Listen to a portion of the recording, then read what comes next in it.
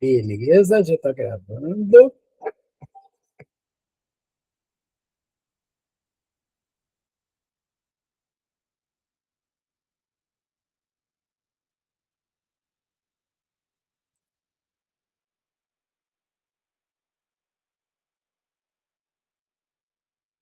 Ok.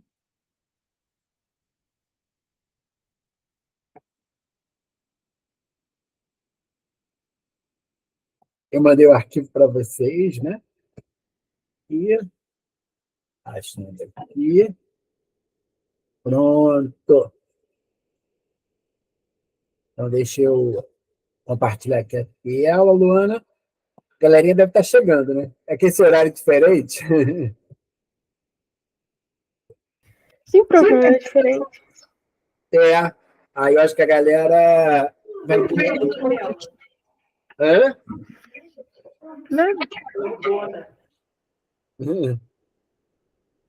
Aí a galera deve estar chegando aí. Você se importa só de esperar 5 minutinhos, Lu? Não, tudo bem. Tranquilo, tranquilo. Que aí a gente só aguarda aqui. Eu vou mandar de novo o link lá no grupo para ver se a galera se anima. Vou pegar aqui o celular.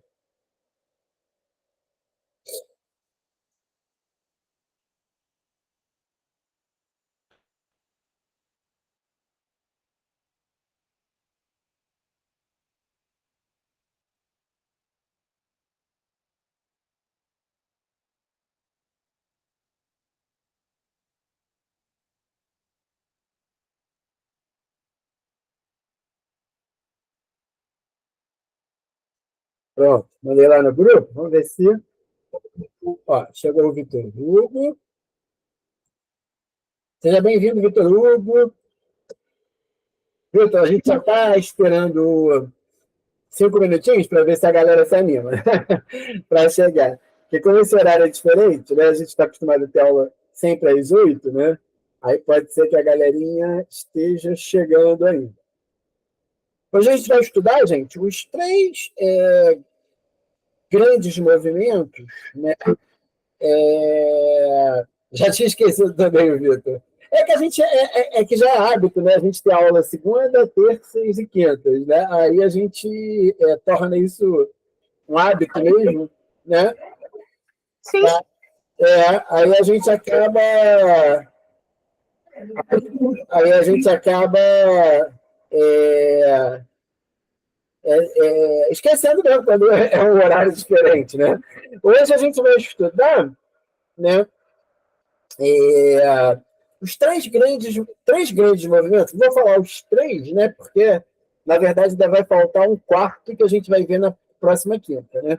Que são os três movimentos aí importantes do século XVIII, que são, de certa maneira, consequências do iluminismo, né? Que são a Revolução Americana, a independência dos Estados Unidos, né? Que ou ela é vista como a Revolução Americana como a independência dos Estados Unidos, a Revolução Francesa, né? E a Revolução Haitiana, né? É interessante que a Revolução Haitiana, ela pouco se fala, né, no ensino médio, né? Mas normalmente a UERJ ela gosta desse tema, né? Tem até uma música do Caetano Veloso que é assim, o Haiti não é aqui, né?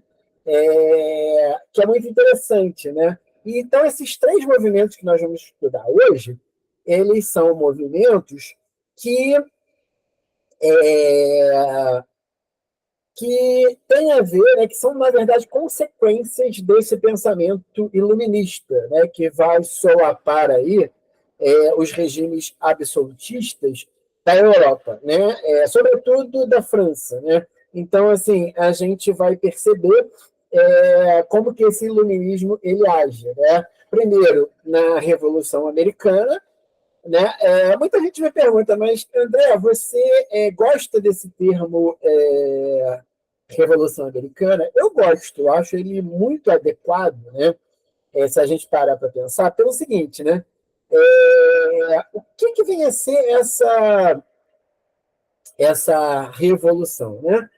Primeiramente, né, o que é uma revolução? É bom a gente até discutir isso aqui. Né? Uma revolução é uma mudança na sociedade que inclui mudança na política, na economia e na sociedade, né? Então, você tem que ter essas três mudanças para que seja configurada uma revolução. E a independência dos Estados Unidos, ela configura justamente isso. Por quê, né? Porque vamos pensar o seguinte, né? Os Estados Unidos, eles são uma colônia da principal potência do século XVIII, que vai ser também a principal potência do século XIX, que é a Inglaterra, né? Já já a gente vai falar muito da Inglaterra, principalmente a partir da aula de quinta-feira, né? Quando a gente for falar da Revolução Industrial, né? Que começa na Inglaterra. Então, eu costumo brincar, né? Usar uma metáfora que a independência dos Estados Unidos é como você pegar para efeito de comparação no futebol, né, é como você pegar a seleção de Trinidad e Tobago, né, ou então a seleção de Madagascar, e jogar com a seleção brasileira ou com a seleção argentina, né, que é a atual campeã do mundo, né, e Trinidad e Tobago e Madagascar ganhar, né, do Brasil, ou da Argentina, ou da França, né, dessas seleções que são, né, sempre aí top, né, digamos assim, né, que seria sempre uma seleção mais top. Então, por quê? Porque os Estados Unidos eram uma colônia. A Inglaterra é a principal potência do mundo. E os Estados Unidos se tornam, né, independentes da principal potência do mundo, né? Então, é muito interessante mesmo, né, perceber isso, né? Eu vou mandar um vídeo para vocês, né? Que eu fiz já há um tempo, né, lá do canal, sobre, né, a Revolução Francesa, né? Vou colocar aqui no grupo para vocês terem lá, né? Mas não precisa ver agora, não, né? Quando vocês tiverem tempo, né? E quiserem ver, né? Então, até porque a gente vai trabalhar isso muito especificamente aqui. Então, a independência dos Estados Unidos, né, ela traz essa novidade, né? É uma independência que vai trazer, né, que vai fazer um país na América se tornar independente. Ele não se torna independente de Portugal e Espanha, que já são potências decadentes no século XVIII, né? Da principal potência do mundo. Então, é um movimento que realmente surpreende, né? Então, vamos lá. Eu coloquei para vocês uns slides, né? A gente vai ver primeiro, né, essa revolução americana, ou independência dos Estados Unidos, né? E a gente vai começar, então, a discutir por aqui, né? A independência dos Estados Unidos da América, né? Esse país que passou a ser, né, a principal potência do mundo em 1918, né, no final da Primeira Guerra Mundial, e até hoje, né, eles são a principal potência, né, militar, econômica e social, né, e também um ponto de vista ideológico do mundo, né? Então, esse país que, na verdade, eles eram... só existia, na verdade, gente, o que a gente chama de costa leste, né, dos Estados Unidos, né? Quem gosta de NBA, né, de acompanhar a NBA, sempre você tem os jogos, né, da costa leste. A competição funciona assim, né? Os jogos dessa costa leste, da costa oeste, onde está lá a Califórnia, né? E depois, esse campeonato, a NBA, né, ele finda, né, ele termina com o campeão da costa leste com o campeão da costa oeste. Falando isso, esse campeonato já deve estar para terminar, né? Sempre termina em junho, né?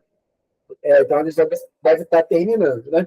Então, só existiam essas 13 colônias que nós estamos vendo aí, ó. Geórgia, Carolina do Sul, Carolina do Norte, Virgínia, Pensilvânia, Nova York, New Hampshire, Maine, né? Nova Jersey ali, né? Enfim, não existiam... os Estados Unidos era isso, né? Quando primeiro os holandeses, não sei se vocês sabem disso, mas Nova York, né? Essa famosa cidade, né, a cidade mais famosa do mundo, né? Nova York se chamava Nova Amsterdã, né? Os holandeses foram os primeiros a chegarem ali. Mas não ficaram muito animados, não, quando chegaram naquela terra, né? E resolveram sair fora. E os ingleses chegaram ali e colonizaram os Estados Unidos, certo? E foi uma colonização que ela tem um aspecto muito diferente, né, das colonizações do Brasil, né, e da América hispânica, que está aqui do nosso lado, né?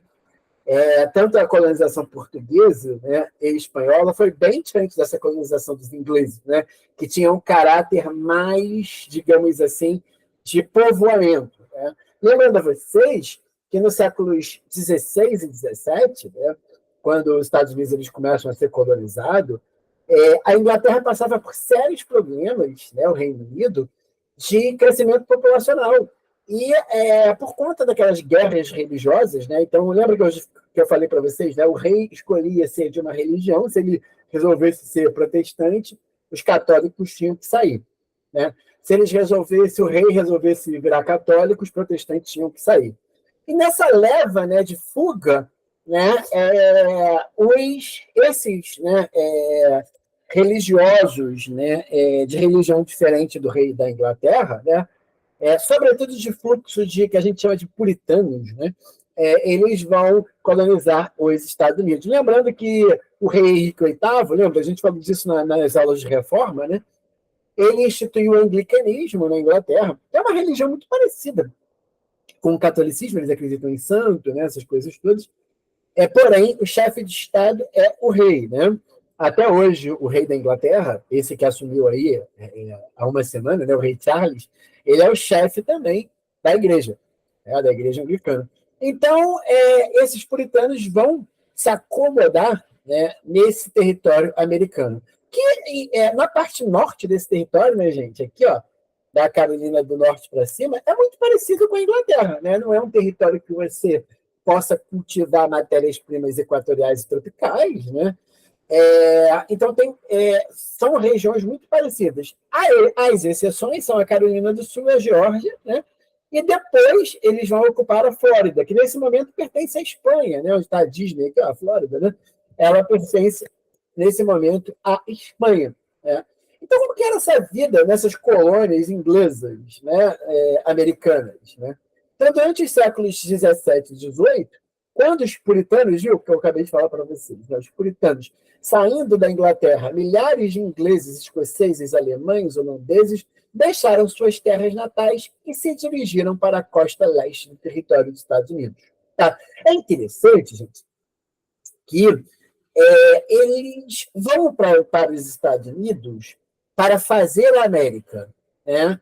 Eles vão chamar os Estados Unidos, né, de Nova Inglaterra e de Terra Prometida. É como se fosse... Eles eram muito religiosos. Tem um filme, inclusive, gente, que fala sobre essa questão da chegada, né, desses puritanos dos Estados Unidos, que se chama Letra de Escarlate. Né? É um filme antigo já, acho que é dos anos 90, que fala dessa questão aí.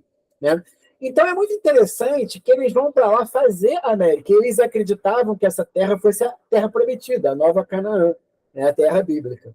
Então, olha a diferença. Queria que vocês dois, né, o Vitor, né, e a Luana, que vocês dois percebessem o seguinte, né? Olha a diferença que se tem de sentido de colonização. Olha só, quando os portugueses chegam aqui no Brasil, eles chegam para explorar. Lembra da carta de Pedro Vaz de Caminha? Eles chegam aqui procurando ouro. Né? Eles estão lá conversando com os indígenas. Quando eles chegaram ali na região onde é Porto Seguro, e eles estão, cadê o ouro? Cadê o ouro? O índio não reconhece o ouro. Né? Os espanhóis a mesma coisa, só que os espanhóis deram mais sorte, né, que os povos incas, né, e os astecas, eles já mexiam com ouro, né, então foi muito mais fácil. Quando esses puritanos eles vão para os Estados Unidos, eles sabem que eles vão viver ali. Eles não vieram para pilhar a América, né, América do Norte, no caso, né? Eles não vieram para pilhar e voltar, né, como os portugueses e espanhóis tinham esse intuito. Os portugueses e espanhóis, eles não vinham para cá para morar aqui, né? Eles vinham para pilhar e voltar, enriquecer e voltar. Então, olha a diferença do sentido de colonização. Né? Era um sentido de colonização mais de povoamento, que é a característica dessa colonização aqui do norte. Né? Então, como que eram as características dessas colônias que a gente vai chamar de colônias de povoamento? Né? você tem a policultura em pequenas propriedades familiares. Olha como é diferente do Brasil, né? Até hoje no Brasil você tem uma elite que compra terras, né? Que é uma elite latifundiária, que tem grandes extensões de terra. Aqui nos Estados Unidos eles tinham pequenas extensões de terras e uma policultura em vez de uma monocultura, né? Então, olha como é que é diferente. A mão de obra era livre, aqui no Brasil a mão de obra é escrava, né? Olha como que é bem diferente, né? Luana, quer falar alguma coisa? Prof, eu não sei se é. Você já viu aquele desenho chamado Spirit? Tem a ver com a colonização do Oeste, dos Estados Unidos. Qual é o nome do desenho? Desculpa, eu não entendi. Spirit, um cavalo indomável. Coloca para mim aí no chat para eu entender. Esse é um desenho da Netflix ou o quê? É uma animação que fala meio que da colonização dos americanos, dos povos indígenas. Ah, sim.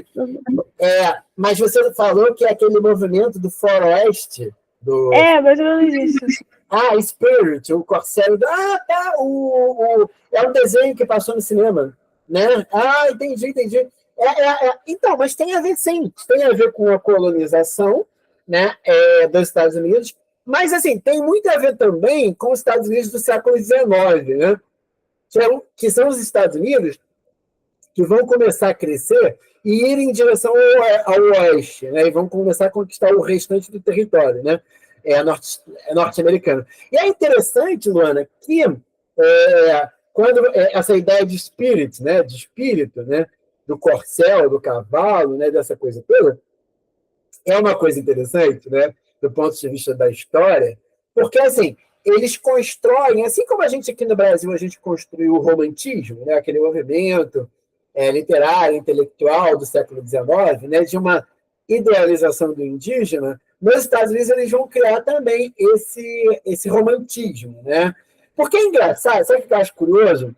Quando a gente pensa no cavalo, né, e no índio, né? Como se fosse uma Amazonas, né? Normalmente, já repararam? Quando a gente tem a construção de um mito indígena, é sempre uma menina, né, bonita, com cabelão, né, com aquela cor mais morena, né, e tal, e ela está em cima de um cavalo, né? Só que é interessante isso, eu queria que vocês notassem, dá até uma questão de prova, né, para pensar numa questão de prova aqui, né? Pelo seguinte, o cavalo, gente, ele não é um elemento natural das Américas. Cavalos, eles são trazidos pelos espanhóis para cá, depois pelos portugueses, né? Depois pelos ingleses. Então, assim, a gente pensar em índio subindo em cavalo é até engraçado, né? Para vocês terem uma ideia, isso é muito curioso, né? Quando os espanhóis eles chegam ali naquele império asteca, né? E também nos incas, os astecas ficam bastante assustados, né? Apesar das cidades astecas e incas serem muito maiores do que Madrid, que qualquer cidade da Europa, né? Tinham sistemas de esgotos super complexos, né, e tal. Mas os nativos, né, os incas e os astecas, eles ficam assustados com os espanhóis, e eles chamavam os espanhóis de bichos de duas cabeças. Porque tu imagina ver alguém em cima de um cavalo, até tu entender que é um ser humano em cima de um outro animal, né? Aquilo causa um susto. Sei lá, seria a mesma coisa que eu chegasse aqui, né? No Rio de Janeiro, montando um dragão, né? E voando no dragão. Né? Seria muito estranho, né? Até entender, né, que eu sou um ser humano que estou montando um dragão. Ou então, como esse filme que a gente teve agora, o Avatar, né? O Avatar 1 e o Avatar 2, né? Quando eles sobem naqueles seres, né? Imagina a gente chegando. É mais ou menos a sensação que os astecas, né, e os incas tiveram quando viram os espanhóis em cima de cavalos, né? Eles ficaram super assustados. Tem um livro de um uruguaio, né, que se chama As Veias Abertas da América Latina, que fala sobre isso, né, desses medos, né, que os incas e os astecas tiveram dos cavalos. Então, eu acho engraçado, Loura e Vitor, né? Quando você cria um mito, né? Como o Spirit, né? O Cordel, né? Como tem outros também, né? Dessas Amazonas, né? Mulheres que estão montando cavalos, né? E tal. É um mito, é uma criação mítica, tá? Não é história, né? Historiografia, né? Esse livro é do Eduardo Galeano, exatamente, né? Do Uruguai, o Eduardo Galeano, recém-falecido, né? Ele morreu ano passado, se não me engano, né? O Eduardo Galeano. Eu tenho esse livro, Vitor, aqui no instante, e ele está assinado pelo Eduardo Galeano. Meu pai, há muitos anos, esteve numa palestra no Uruguai, né? E ele conheceu o Eduardo Galeano, né? E ele assinou o livro, né? Eu tenho ele assinado pelo próprio Eduardo Galeano, né? Ele é um cara fantástico. Esse livro é fantástico, né? As vezes abertas da América Latina, né? Tudo mesmo. Então, gente, olha que interessante. Essa é uma construção, claro que esses desenhos, é claro que tem uma ideia de você, de ter o contato, né? Do europeu, puritano, com os indígenas, né? Nos Estados Unidos. E também tem uma discussão aí que é muito séria, né? A gente tem uma discussão que é muito séria, né? De países nos quais você teve um extermínio dos indígenas, né? Se a gente não sei se vocês, né, já tiveram a oportunidade de viajar nos Estados Unidos, para você achar uma população nativa é muito difícil, né? É muito difícil. Como também quando você vai viajar para países como a Argentina. Países como a Argentina e Estados Unidos tiveram, né, uma colonização tão efetiva que dá a impressão que você está na Europa, quando você começa a ver os biotipos, né, das pessoas, né? Os fenótipos das pessoas, né? Então, assim, você se assusta muito, né? Porque pensa bem, agora eu quero que vocês pensem no fenótipo do argentino. Pensa no Messi, né, no Maradona. Agora vai mais para cima, pensa também no Uruguai. O Uruguai também é bom para isso, né? Pensa na Arrascaeta, né, e tal. Aí vai mais para cima e vai para o Paraguai. Já é uma população indígena, reparou? Com traços indígenas, né? Na Bolívia, no Peru. Agora, Estados Unidos e Argentina, você não tem esses traços, né? Como você também tem, como a gente tem também no norte do Brasil, né? Essa mistura, né, de indígena com branco, né? Mas não é comum você ter nos Estados Unidos e na Argentina. Então, a colonização lá foi muito pesada, né? No sentido de matar, né, esses indígenas, né? Então, vamos lá, vamos voltar, né, para o nosso slide, para a gente falar um pouquinho dessa colonização americana, né? Então, no norte, a gente tinha essa policultura, diferente da monocultura, né? Em pequenas propriedades, não eram latifúndios, é o que a gente chama de minifúndio, né? A mão de obra era livre e atividades realizadas por artesãos, né? O mercado interno, o clima era frio, igual na Inglaterra. Então, era um clima, era um solo parecido, né? Era tudo muito parecido com a Inglaterra. Já no sul, o sul, como a gente viu no slide anterior, gente, o sul é apenas aqui, por enquanto, a Carolina do Sul e a Geórgia, né? Já no sul, nessas duas colônias aí, nós tínhamos a monocultura, é muito parecido com o Brasil, com o México, né, com o restante da América Latina, né? A monocultura, a mão de obra escrava e negra, né? O mercado ele é externo, o clima é mais quente, né? Vendia suas mercadorias para a Inglaterra, por isso não queria a independência, pois só lucrava vendendo para a Inglaterra. Então, o norte, ele era, né, essas 11 colônias aqui, acima da Carolina do Sul, né, essas outras 11 colônias, elas tinham uma certa independência da Inglaterra, né?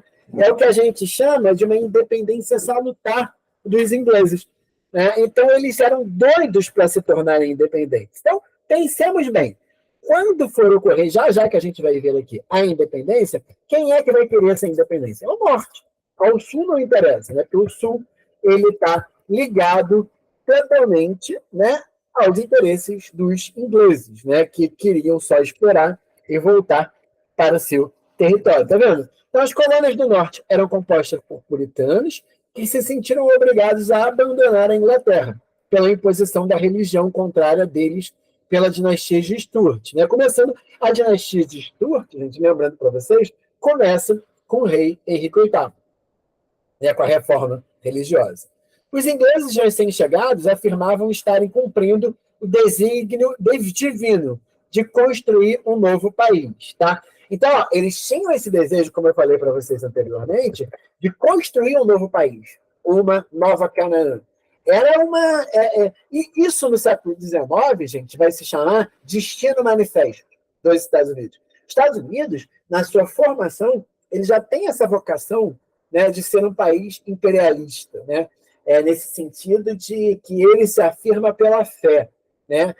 A gente vê, né, no Brasil hoje, nessa discussão no século XXI, é muito concentrada na ideia de fé, né? Hoje a gente tem um movimento neopentecostal crescendo muito, né, religioso. Nos Estados Unidos, isso é comum desde a formação deles, tá? Então, ó, existia um sentimento de negligência salutar, né? Os ingleses não estavam nem ligando para o norte dos Estados Unidos. Efetivamente, nem estavam ligando para o norte dos Estados Unidos, né? Porque não era uma terra produtiva, né, que dava muita coisa, né, e tal, deixavam eles ali se virar, né? Então, eles tinham uma certa autonomia perante a Inglaterra, né?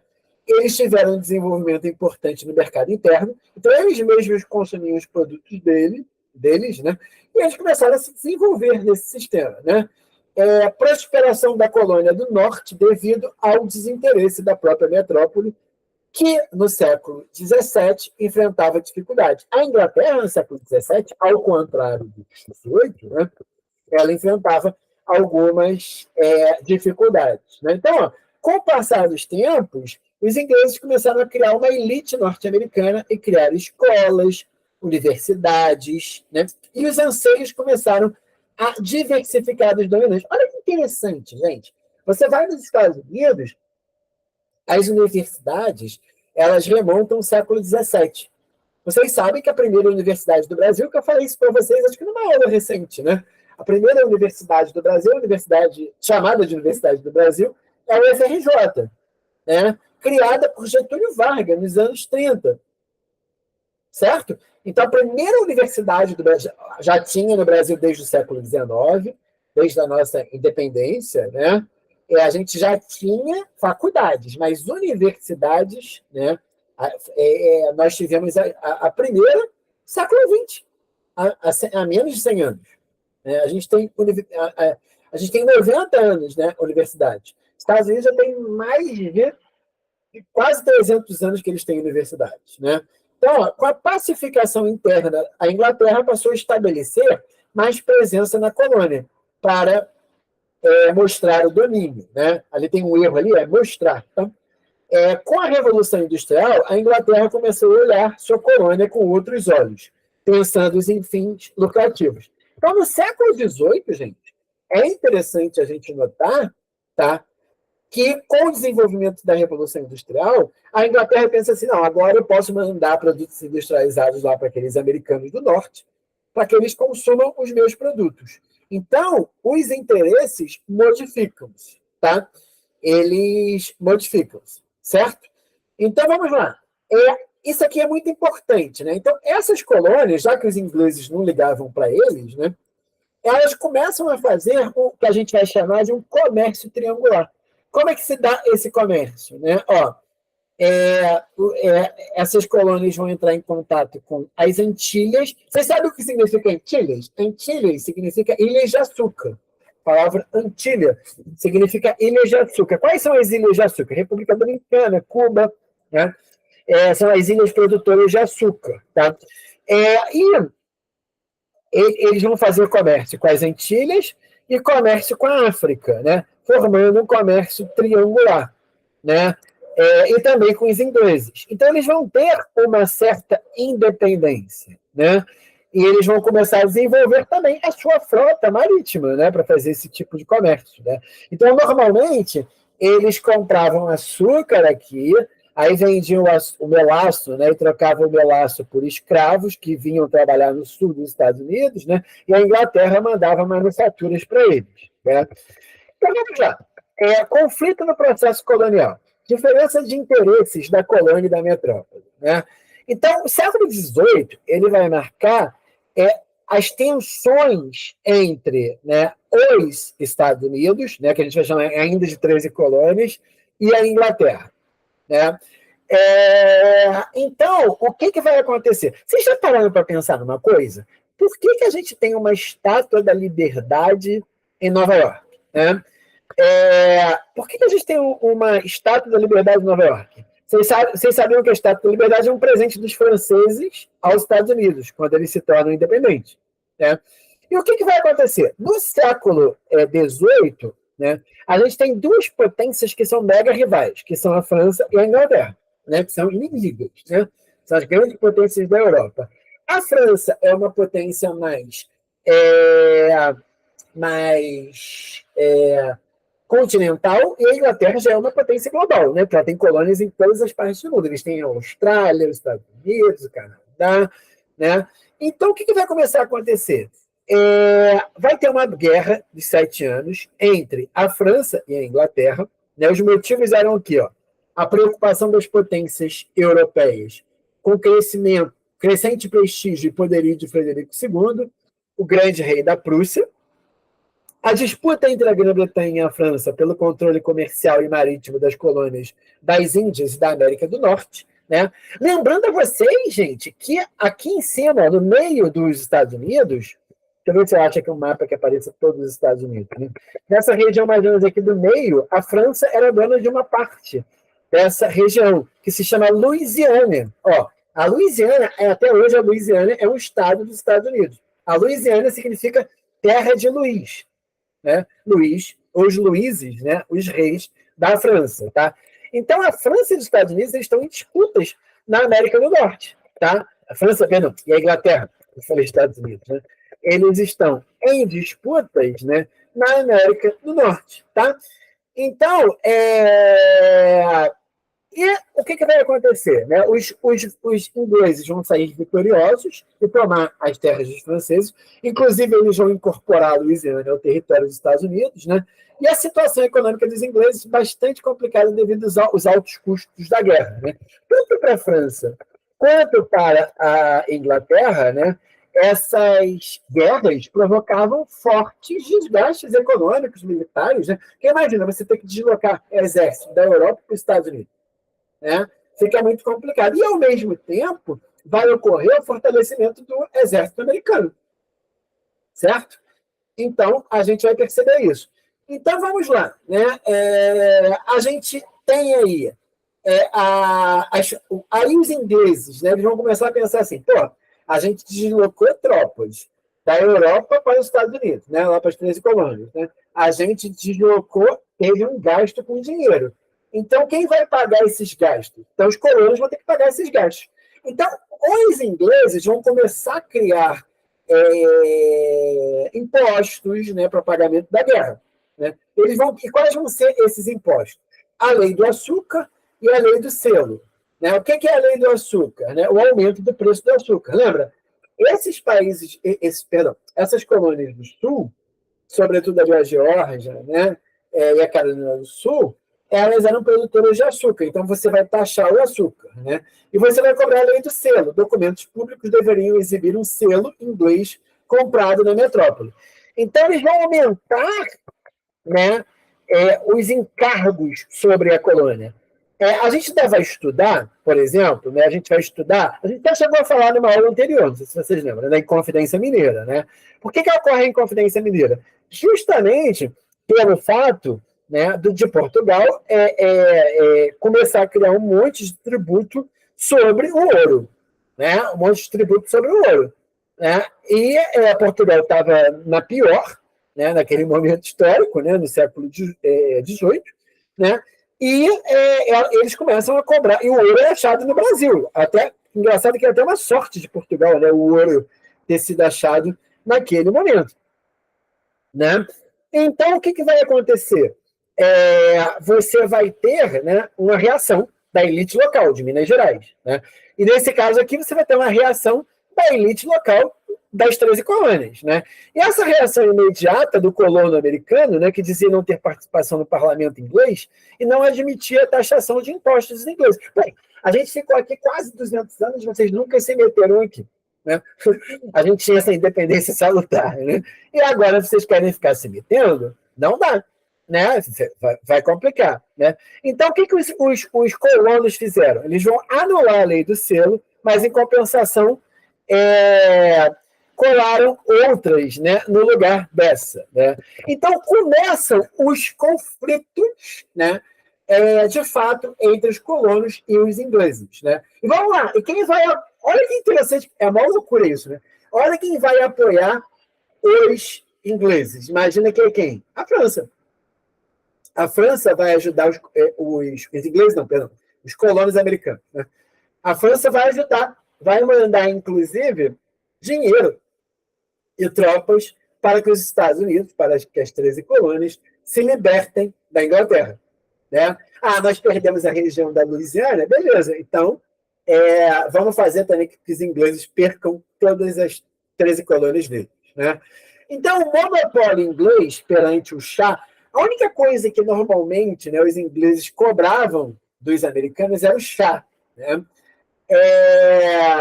Prejudicava os norte-americanos que compravam de outras áreas. Assim, os norte-americanos passaram a contrabandeá-lo. Né? O chá inglês sempre foi o chá mais famoso do mundo. Né? Tem até um horário, né, para se tomar chá, que é 5 da tarde na Inglaterra, né? O famoso chá inglês. Né? E os ingleses, eles comerciavam esse chá. Né? E o que acontecia? Era muito mais barato para os americanos comprar chá da América do Sul, por exemplo. Né? A gente tinha o mate, sempre tivemos mate, por exemplo, no Rio Grande do Sul. Né? Nós tínhamos erva mate também na Colômbia, né? No Peru. Então, ficava mais barato para os americanos comprar, né, o mate aqui da América Latina, né, dos países vizinhos. Né? Por que eles tinham que comprar com os ingleses? Né? E eles vão começar a contrabandear esse chá. Né? Então, o que vai acontecer? Um dos eventos mais famosos da independência dos Estados Unidos é essa festa do chá de Boston. Né? Os norte-americanos afundaram um navio de chá inglês. Né? A Bahia, em Boston, né, como a gente tem aqui no Rio de Janeiro, né, a Baía de Guanabara, por isso que eu queria fazer esse passeio com vocês, né, no nosso passeio, né, que está em dúvida, está empatado lá, né, 9-9, se vai ser no dia 21 ou no dia 28, né, para a gente perceber o que é uma baía. Né? Nesse passeio, quando a gente pega esse barquinho da Marinha, né, eles explicam aqui é o forte, né, de Santa Cruz, de Fortaleza de Santa Cruz, essa é a fortaleza da Urca, onde os portugueses protegiam a entrada da Baía de Guanabara. E em Boston você tem uma baía também. E os navios ingleses, eles levavam o chá para vender para os americanos. Né? E os americanos vão bombardear e afundar esse navio. Né?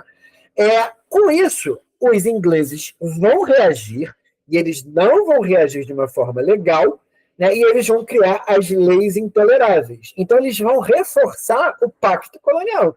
Né? É a reação inglesa perante ao crime que os norte-americanos fizeram. Né? Então, vai começar nos Estados Unidos um clima de revolução, um clima de mudança. Né? E os americanos vão se unir, essas 13 colônias, e vão se decretar uma independência da Inglaterra. Claro que isso não vai se dar só de forma oficiosa, vão ter uma série de guerras, né? E por incrível que pareça, porque eu brinquei no início, né, que isso parecia Trinidad e Tobago, né, ganhando do Brasil no futebol, né?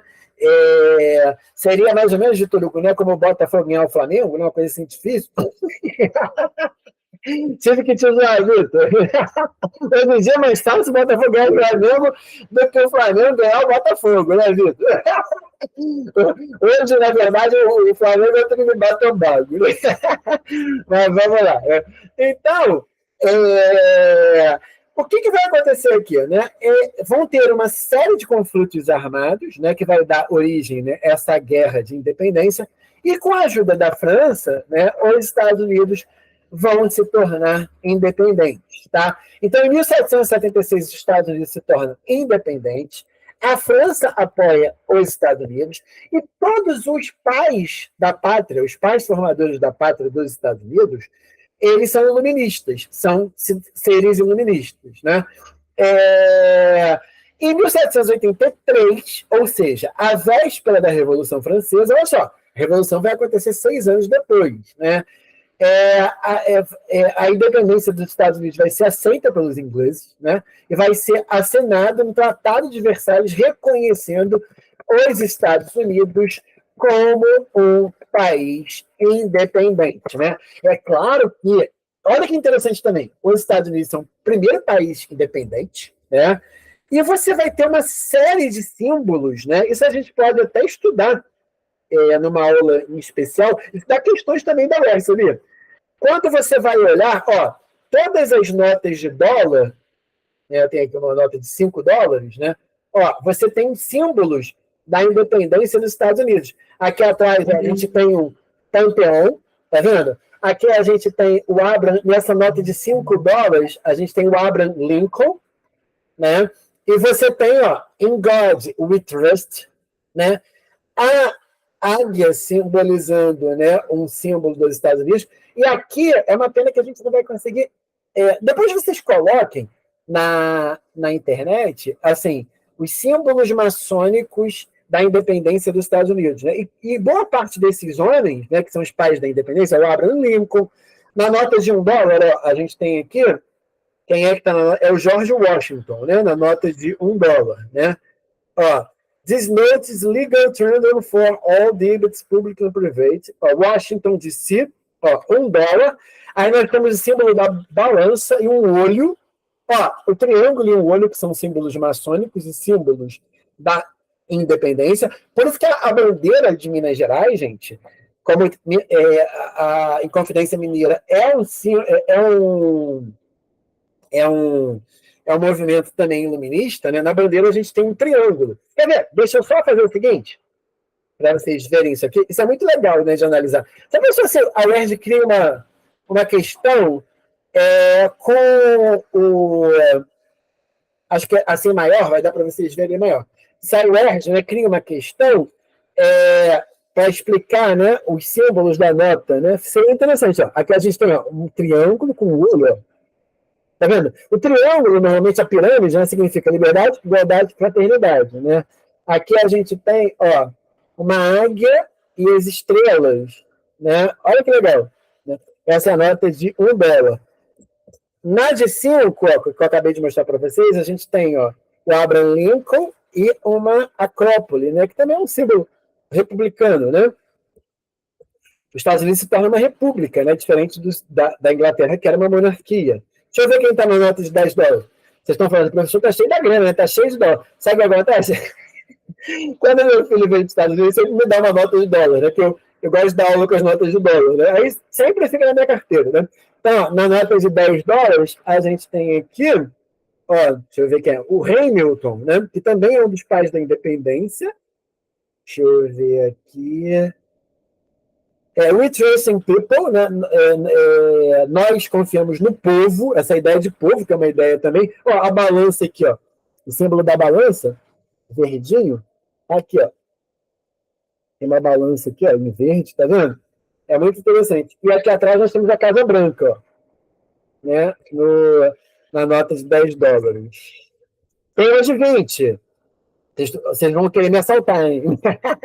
De 20 é muito, porque eu também não tenho de $100. Vamos lá, de 20, quem é que está aqui na de 20? Deixa eu ver. Qual é o pai da independência? Quem é que tá? É o Jackson. É o Jackson, que é um dos pais da independência também. Né? Você tem a águia, e atrás você também tem a Casa Branca, né? In God We Trust. Tá vendo? Né? Chega, gente, chega que eu vou ficar expondo meus dólares assim, ó.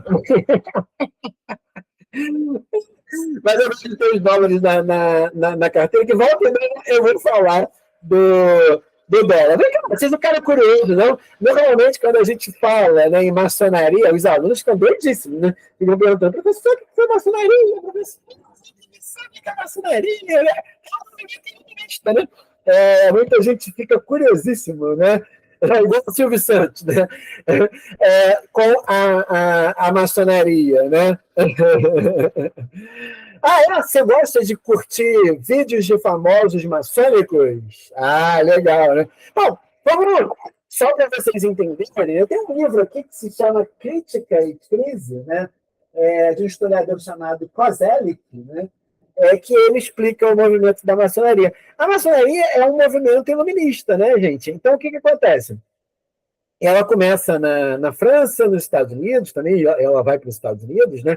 E como você tinha monarquias, né, esses movimentos eles eram secretos, né? Você não podia falar mal do rei publicamente, né? Então eles se escondiam nas casas maçônicas para fazer, né, reuniões, e nessas reuniões discutiam coisas como, né, deposição do rei, né, ideias iluministas, eles liam, né, o Montesquieu, a ideia dos três poderes, né, é, tem também maçonaria, né, na história do Brasil. Dom Pedro II era maçom, com certeza. Ele era maçom, né? Então, assim, a maçonaria, ela, no início da maçonaria no século XVIII, eles são movimentos, né, políticos de oposição às monarquias absolutistas, né? Então, você não podia fazer reuniões, né,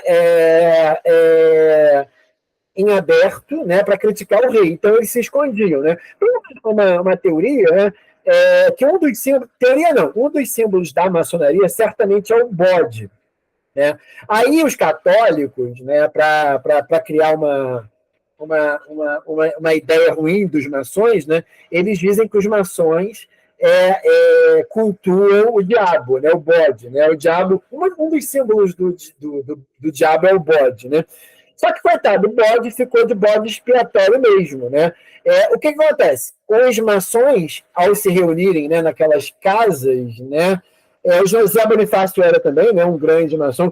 Os maçons, ao reunirem naquelas casas, né, para falar mal do rei, dos governos, dos governantes, né, eles, eles colocavam um bode na porta, né, dessas casas, né, onde ocorriam essas reuniões, né, e o bode ficava com o sininho. Então, quando a polícia do rei chegava, né, com seus cavalos, né, o bode balançava, ficava com medo, né, porque o animal fica com medo de um animal maior que ele, né, que é um cavalo, e dava o sininho, batia e as pessoas fugiam, né, pelos fundos das casas. Por isso que vem a expressão bode expiatório, né? Então, o bode ele vira um elemento da maçonaria, não tem nada a ver com o diabo, né? Tem a ver com a fuga dos maçons, né?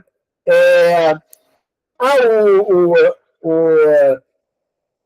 o Vitor colocou aqui perto de casa tem um templo, né? Sempre tive uma curiosidade de entrar lá. É um terreno gigante, né? Você mora na Tijuca, Vitor? Na Tijuca tem um templo maçom muito famoso. Não?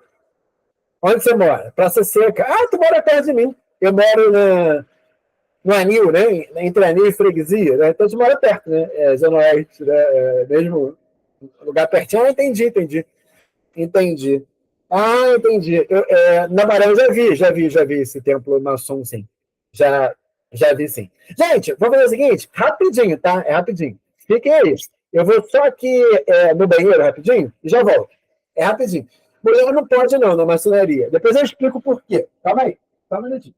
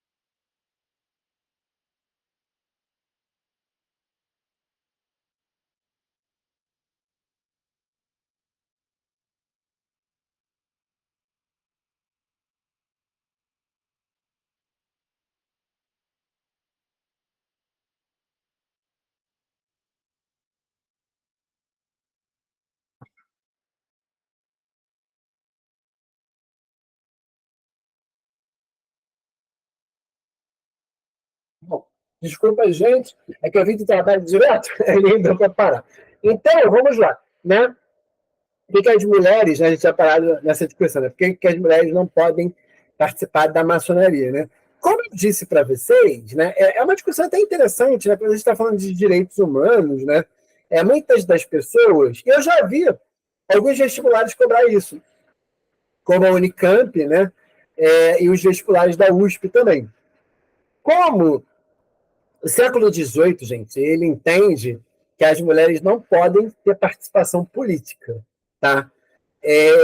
Então, assim, a maçonaria ela surge nessa concepção de uma participação política, né? Então, as mulheres elas não são vistas como cidadãos, né? Cidadãs, no caso, ativas, né? Então, você não tem a participação das mulheres. Até hoje, né, as maçonarias... E quando você vai conversar com o maçom, é interessante, né? Que o maçom ele não se diz religioso, ele se diz, né, membro de uma confraria, de um grupo que um ajuda o outro, né? Um dos grupos mais famosos de maçonaria que nós temos no Brasil é o Rotary Club, né? O Rotary Club é um tipo de confraria maçônica, tá? Então, assim, por essa concepção, inclusive eles têm uma tradição, é muito interessante, né? Quando você vai conversar, eu já conversei muito com maçons, né? Eu tenho pessoas da minha família que são da maçonaria, né? Então, assim, você vai conversar com as pessoas, elas dizem que eles têm uma concepção de vida, né, muito parecida com a Grécia Antiga, né? Eles se dizem herdeiros da Grécia Antiga, né? Então, na Grécia, as mulheres não tinham participação política. Na Grécia, é interessante que os gregos já diziam isso, né? Na Grécia Antiga, no século IV a.C., né, eles diziam que as mulheres não podem ser cidadãs ativas porque elas tinham uma temperatura corporal menor, né? As mulheres são mais frias. Isso é explicado biologicamente, tá, gente? A biologia, ela mostra que o corpo feminino é cerca de 0,5 grau mais frio do que o corpo masculino, né? Por quê? Porque a mulher menstrua, né? Então o corpo ele é mais frio. Então a mulher, por menstruar, por ter um corpo mais frio, ela não teria uma participação política, né? A ela não seria dada essa participação. E os maçons do século XVIII, gente, só para lembrar para vocês, né? E, de fato, o preconceito mais antigo no mundo é a misoginia, né? Você vai lá na Bíblia, tem misoginia. Você vai na Grécia Antiga, tem misoginia, né? No século XVIII, tem misoginia. Se a gente parar para pensar... Isso não assusta vocês, não, Vitor e Luana, né? Isso não assusta vocês? Pensar que as mulheres... Por exemplo, no Brasil, elas votaram em 1932. Nos Estados Unidos, as mulheres votam em 1948. O Brasil até que votou cedo, né? Na Europa, a maior parte da Europa, as mulheres também só votam no século XX, né? A persistência, né, desse preconceito contra o feminino, né, que a gente chama de misoginia, né, é efetivamente muito grande e muito assustador, né? Então, a mulher ela não era vista como sujeita, né, uma possibilidade dela ter participação política. E é interessante, né? Assustar é pouco, né? É interessante mesmo, né? Hoje eu estava falando com uma amiga minha socióloga, né, que era professora da UERJ, né? A gente estava tomando um café juntos, a gente estava discutindo, né, um pouco disso, né? Só que a gente estava falando do racismo, né, essa ideia racial, né? Como ele persiste na história, né? E como ele marca, né, os anos 40, que eu pedi para ela vai estar em julho, ela vai dar uma palestra para a gente, vai ser um privilégio, tá? Ela vai dar uma palestra para a gente no curso de redação sobre o Holocausto. Ela é uma socióloga especialista em Holocausto, né? E em estudos sobre os judeus, né? Então, assim, ela vai dar uma palestra no curso de redação para a gente em julho, né? O nome dela é Joana Bahia, né? Ela é professora da UERJ, e também, né, tem livros, né, sobre essas questões. Então, é muito interessante. E ontem eu estava conversando com ela, né? Como que persiste essa ideia, né? Até hoje, né? Eu fico assustado, gente, confesso para vocês, quando eu escuto alguém falar assim, não, porque a fulana é de tal raça. Aí eu fico, caramba, dá uma vontade de falar, né? A gente não é cachorro, né? Para ter raça. Né? Então, assim, né? É muito estranho, né? Exatamente. A mulher ela é construída, Luana, né? Como essa questão do sexo frágil, né? Ela sempre é construída assim, né? Não sei se vocês viram uma, uma, uma mensagem, né? Que eu mandei para vocês no sábado, né?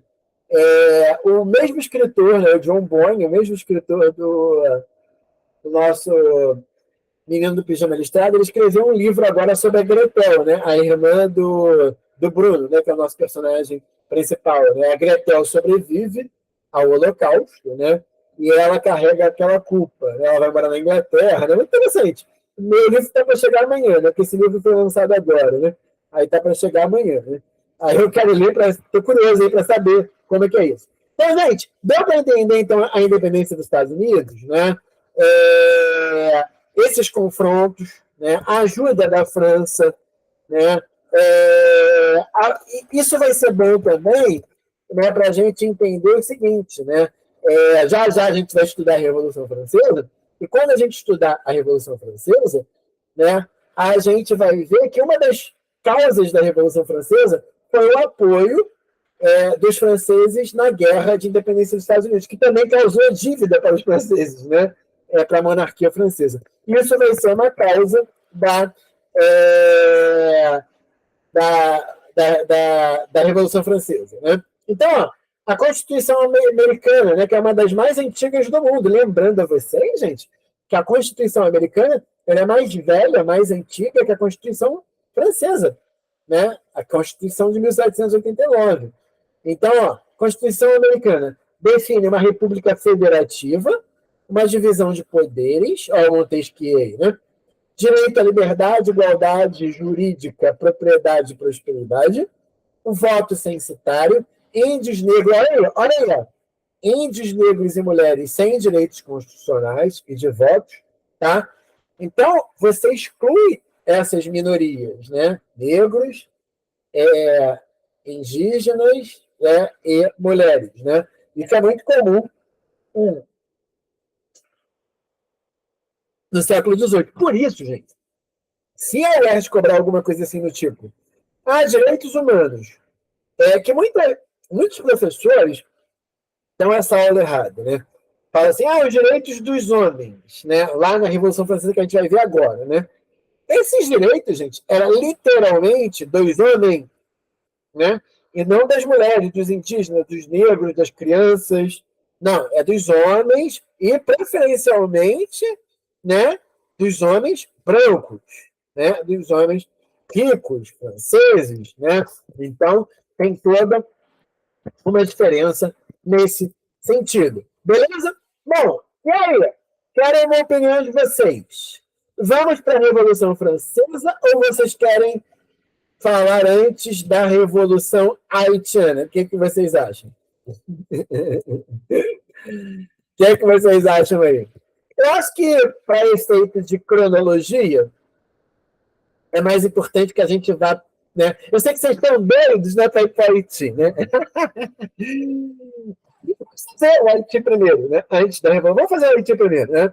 Mas a gente tem que entender que a Revolução Haitiana ela acontece 2 anos depois, né, da Revolução Francesa, né, em 1789, a do Haiti em 1791, que ela é uma consequência da Revolução Francesa, tá? Para a gente também não inverter aqui as ordens. Então, vamos falar um pouquinho dessa Revolução Haitiana, que é muito pouco conhecida, né? Ela é uma revolução de negros que vão expulsar brancos, colônios, são franceses, né? O Haiti é uma colônia da França. E o Haiti, ele é muito interessante, né? Ele é um país que passou por uma série de problemas recentes, né? De terremotos, fome, né? Miséria. O Brasil teve no Haiti, né? Durante o governo Lula, né? Para ajudar numa missão internacional, né? De ajuda ao Haiti, né? Eu não sei se vocês sabem, a imigração haitiana é muito grande. Não sei se vocês sabem, né? Mas tem muito imigrante do Haiti nas regiões de Curicica, aqui no Jacarepaguá, né? E no Gardenia Azul. eles migram muito para cá, para a zona oeste do Rio de Janeiro. Né? Então, vamos lá. A Revolução Haitiana, também conhecida por Revolta de São Domingos, né, de 1791 a 1804. Olha, percebam, gente, a Revolução Francesa ela dura 10 anos. Ela vai de 1789 a 1799. A Revolução Haitiana dura mais tempo, né? Ela dura 13 anos. Né? Foi um período de conflito brutal na colônia de Saint-Domingue, levando à eliminação da escravidão. Então, põe fim à escravidão, é interessante, né? A primeira, percebemos, né? Na Revolução Americana, na independência dos Estados Unidos, a escravidão continua. Aqui não, a escravidão ela acaba, né? E a independência do Haiti, como primeira república governada por pessoas de ascendência africana. O Haiti foi o primeiro país latino-americano a se tornar independente da França, por meio dessa revolução.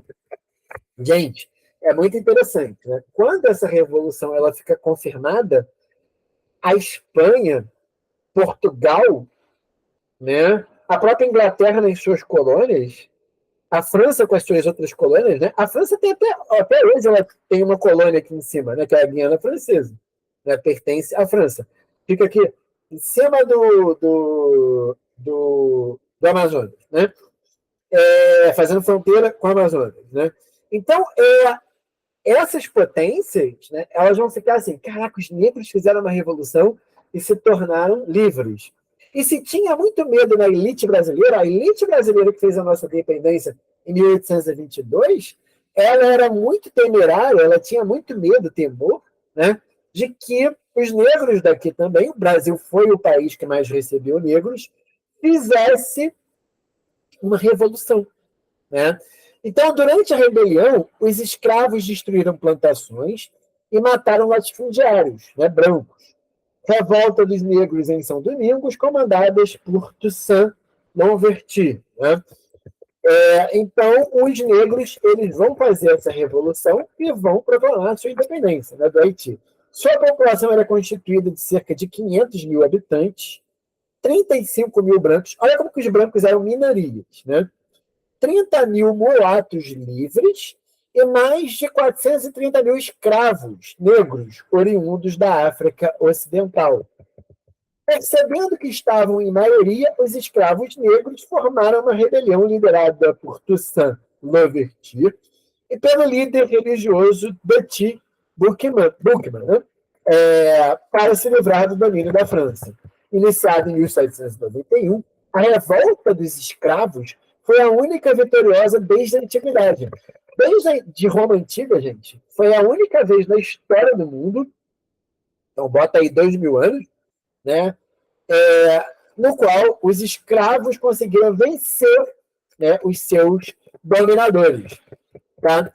Lembrando que escravidão, gente, o termo escravidão, ele não está necessariamente ligado aos negros, né, às pessoas negras, não. Na Roma Antiga existia escravidão de pessoas brancas, né? Na Grécia Antiga também existia o sistema de escravidão. Né? A escravidão não está ligada à cor de pele. Né? Então, vamos lá. A característica peculiar do processo de independência do Haiti foi a participação maciça dos negros que defendiam a liberdade, a igualdade e o direito às propriedades de terra. Olha o iluminismo aí. Então, esses negros, eles são conduzidos por um espírito, né, por ideias iluministas em prol da sua independência. Tá? Líderes da Revolução Haitiana, então, Toussaint Louverture, né, François-Dominique Toussaint Louverture, né, morre em 1803, tá? Foi o maior líder da Revolução Haitiana e, em seguida, governador de Saint-Domingue, o nome do Haiti à época. É reconhecido por ter sido o primeiro líder negro a vencer as forças de um império colonial europeu em seu próprio país. Nascido escravo, tendo sua formação em armas e tendo levado uma luta vitoriosa para a liberação dos escravos haitianos, ele passou a ser uma figura histórica de importância no movimento de emancipação dos negros na América. Tá? Eu tinha um aluno, não sei se eu contei para vocês, acho que eu não contei ainda não para vocês. Né? Eu tinha um aluno do pré-vestibular comunitário quando eu dei aula no pré-comunitário, em 2018, que ele era haitiano, né? E foi muito legal, porque ele veio parar aqui no Brasil por conta de uma igreja batista, né? E ele tinha muita dificuldade, né, nas aulas. Interessante, gente. Ele tinha formação em engenharia, né? E como o que a gente chama de tradução de documentos é muito complicada no Brasil, né? Você traduzir um documento para cá e servir para ser usado aqui, né? Então era muito interessante que ele sabia muita matemática, física, né? E assim, só que ele tinha muita dificuldade no idioma, né? E como eu falo francês, né? Então de vez em quando eu falava alguma coisa em francês para ele, né? Estava dando aula, aí eu falava alguma coisa em francês para ele. E ele fez a prova do vestibular da UERJ, né? Na época que passou, né? Ele ainda está terminando a faculdade, né? A gente está em 2023, né? Provavelmente ele está terminando a faculdade, ele entrou em 2019, foi o primeiro, ele fez em 2018, né? Em 2019 ele entrou, né? Então provavelmente já está terminando a faculdade. Né? Muito interessante. O François Toussaint Louverture, né? Então tá aí, ó. Ele morre aos 59 anos. Né? O Buchmann, né? Foi o sacerdote que conduziu a cerimônia considerada catalisadora da revolta dos escravos, que marcou o começo da Revolução Haitiana. Buchanan nasceu na Jamaica, posteriormente foi vendido por seu senhor britânico para um dono de plantações francês, que colocou Buchanan para trabalhar como commander, né? Diretor de escravos, e mais tarde como cocheiro. Morte e legado. Buchanan foi morto pelos franceses em novembro, apenas alguns meses após o início do levante. Os franceses expuseram a cabeça de Buchanan, né, em uma tentativa de dispersar a aura de invencibilidade que Buchanan cultivou. Né? Era muito comum, lembrando para vocês, né, o corpo de Tiradentes, ele foi cortado, né, a cabeça foi exposta na Praça Tiradentes, por isso que eu queria levar vocês no passeio do Centro Histórico para vocês verem isso, né? E os pedaços do corpo, né, do Tiradentes foram expostos em Vila Rica, né, para que todos os mineiros percebessem o que acontecia quem ia contra o rei de Portugal. Né? O Jean-Jacques Dessalines, né, foi o líder da Revolução Haitiana que proclamou a independência do país em 1º de janeiro de 1804 e foi o seu primeiro governante. Em 1805, seguindo os passos de Napoleão Bonaparte, proclamou-se imperador com o nome de Jacques I. Né? É interessante, gente, essa revolução, a gente precisa chamar a atenção, né, de bastante coisas aí dessa Revolução Haitiana para vocês, né? Porque vocês estão pensando assim, até agora tá maneiro pra caramba, né? Os negros, né? Se revoltaram, né? Se revolucionaram contra os brancos, expulsaram os brancos, franceses, fizeram uma república, mas olha, por esse primeiro governante Dessalines, né, a gente já percebe que os negros vão criar uma série de categorias para se diferenciar entre eles, né? E por isso que a gente vem a entender hoje por que o Haiti é um país mega pobre, né? Porque se cria uma espécie de casta, né, negra, né, nesse sentido. Né? Deixa eu ver o que vocês colocaram aqui no chat. O Vitor Hugo colocou aqui, me aprofundei mais nela quando estive na escola no passado, mas achei bem legal, porque não é tão conhecida como as outras. Exatamente, né? A do Haiti não é muito conhecida, né? Isso seria em toda a sociedade, né? Esse sistema de casta, assim, eles vão criando um sistema de casta, Luana, que vai muito nesse sentido assim, o cara é um negro militar, né? O cara é um negro militar, então ele é um pouco superior ao restante, né? Então, normalmente, no Haiti, os negros militares que participaram da Revolução e depois os seus, né, descendentes, né, eles vão participar dessa casta, né, dessa classe superior. Inclusive, né, tem movimentos de retrocesso nessa revolta do Haiti durante o século XIX. Né? Em alguns momentos, alguns líderes que chegaram ao poder impuseram a escravidão de outros negros. Era negro escravizando negro, né? É complicado, é muito complexo, tá? É muito complexo entender essa... Tá vendo? Ó? Durante o seu governo, tentou restabelecer a economia das plantações mediante um sistema de trabalho forçado. Aí, Aí eles mesmos, os negros, né, que chegaram ao poder, eles começaram a usar o trabalho forçado. Ó. Foi traído e assassinado em 1806 por seus colaboradores, Alexandre Petion e Henri Christophe, né, que dividiram a ilha em dois países. Ó, o hino nacional haitiano, La Desalinienne, né, tem esse nome em memória ao imperador. Né? Então o cara vira imperador, né? Olha que interessante. A Revolução Francesa tem isso também, né? Napoleão ele é a grande força motriz da Revolução, né? A gente vai entender isso por quê, né? E ele, eu acho interessante, né? Que ele também vai se tornar, ele vai colocar fim. A Revolução Francesa termina, gente, quando Napoleão vira o imperador. Ele era um militar, ele era um general, né? Quando ele vira um militar, né? A revolução acaba. Quando ele vira imperador, a revolução acaba. Porque não faz sentido. Se você tirou um rei, né? O Luís XVI, ele é decapitado em praça pública. Né? Você tira um rei, né? Decapita um rei, coloca um novo rei. Se a gente parar para pensar, a tendência natural de uma revolução iluminista é transformar esse país numa república, não é isso? Como aconteceu com os Estados Unidos. Aí você volta a ter um império, uma monarquia, só que agora não é mais uma monarquia de sangue, é uma monarquia de mérito, né? É uma monarquia de militar, como o Dessalines, né? Consequências. Ó, apesar da longa batalha, as consequências da independência do Haiti foram muito negativas. Livres da França, os países que mantinham relações comerciais com a ilha ficaram com medo de que esse ato de rebelião se expandisse para as colônias americanas e acabaram fechando todos os pactos comerciais selados. Então, ó, o México, a República Dominicana, Cuba, né, que pertenciam à Espanha, pararam de fazer comércio com o Haiti, porque ficaram com medo de que os próprios negros, né, deles, né, e a maior parte das populações dos países latino-americanos são populações de dominados.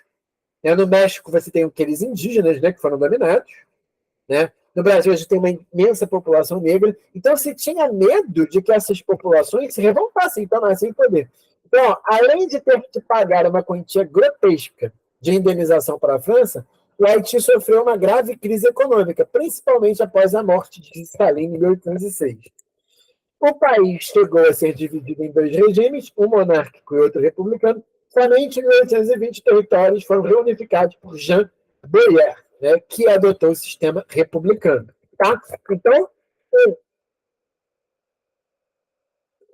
foi uma revolta que causou muito medo. Né? Então, olha que interessante, quando o Brasil se torna independente em 1822, né, esse medo fica claro. Né? Tanto que quando nós temos, né, essa independência, você falou do José Bonifácio, né, Luna? Quando a gente tem o José Bonifácio, ele é um dos principais lideranças da independência brasileira. Né? Então, quando o José Bonifácio, né, e os Bonifácios, de uma maneira geral, a família Bonifácio era uma família muito forte, né? Eles e os Andradas, né, durante a independência. Né? E quando essas famílias, né, elas vão fazer uma independência no Brasil de Portugal, e uma independência que a independência brasileira ela é muito também diferente da restante dos nossos vizinhos aqui da América Latina, né? Que a gente vai optar por uma continuidade da monarquia. O Brasil vai ser a única monarquia dos trópicos, né? Das Américas. Né? Então, quando a gente faz essa opção para a nossa independência, a gente tem na nossa, como sombra, o medo que se tinha do Haiti. O medo de que no Brasil se repetisse uma experiência haitiana. Né? Então, esse medo ele vai dominar, né, toda a sociedade brasileira, sobretudo a nossa elite brasileira. Eu quero que vocês. Só para a gente encerrar a Revolução do Haiti, que eu acho muito importante, e toda vez que isso cai em vestibular, eles cobram. Né, eles cobram o Caetano Veloso, né? Ó,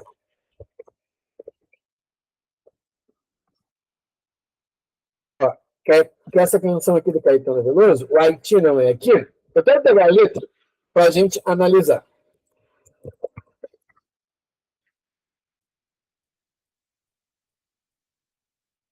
A letra também. Vamos escutar? Eu vou colocar também aqui a letra. para a gente analisar. Eu vou criar uma. Nós vamos fazer simulados, tá? Das provas específicas mais à frente. Eu não estou fazendo agora, porque eu sei que vocês, né, estão aí focados, e tem que estar mesmo, né, no primeiro exame de qualificação. Então vamos escutar primeiro a música e depois analisar essa.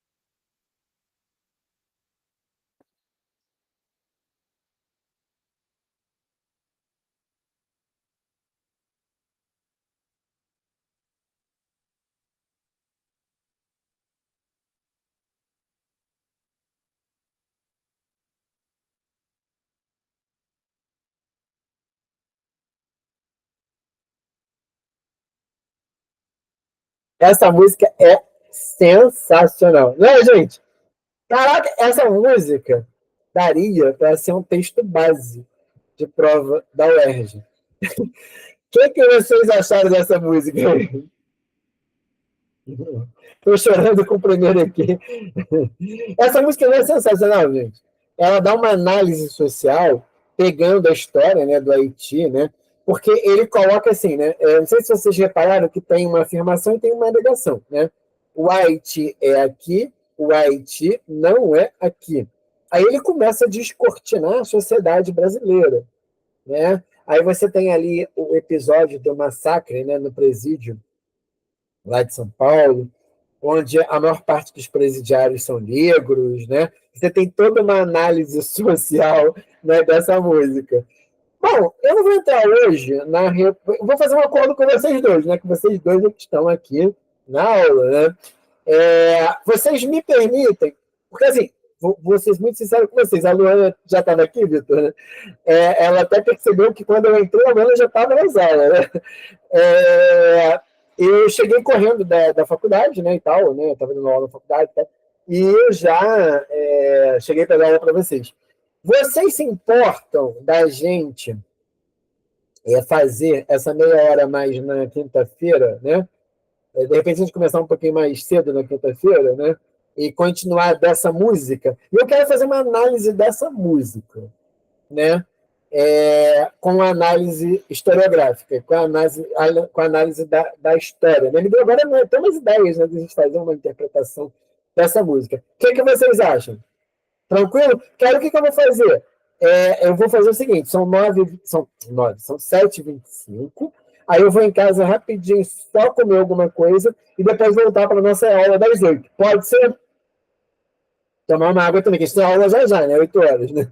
A aula do curso de qualificação. Beleza, meninos? Então, ó, valeu aí vocês dois. Eu acho que foi um aulão, foi super legal, né? A gente... aula quase particular, né? Só a gente aqui. Um beijo, gente. Valeu. Um abração. Até daqui a pouquinho. Valeu.